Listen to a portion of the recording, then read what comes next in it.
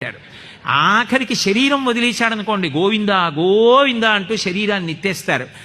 వెంకటాచలంలో భక్తులందరూ గదుల్లో ఉండగా ఎంతకీ తలుపులు తీయట్లేదు అనుకోండి, అసహనాన్ని ప్రకటించవలసి వస్తే గోవిందా గోవిందా గోవిందా గోవిందా ఆ వ్యగ్రత కనపడుతుంది ఆ నామం చెప్పడంలో.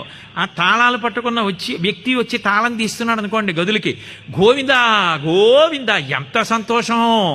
ఆ ఆనందనిలయ విమానంలోకి వెళ్ళిపోయి ఆ ఏటవాలుగా ఉన్నటువంటి కొయ్యబల్లలు ఎక్కి జీవుల వరకు వెళ్ళేంత వరకు గోవిందా గోవిందా అంటారు.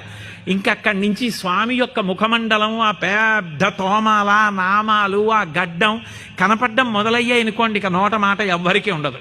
నిశ్శబ్దంగా వెళ్ళి దర్శనం చేసుకుని జీవితంలో వెనక్కి నడవడమే అలవాటైన వాళ్ళ ఒక్క క్షణం ఆయన్ని చూడకుండా ఉండలేక అలా చూస్తూ వెనక్కి తిరిగి వచ్చేస్తూ ఉంటారు.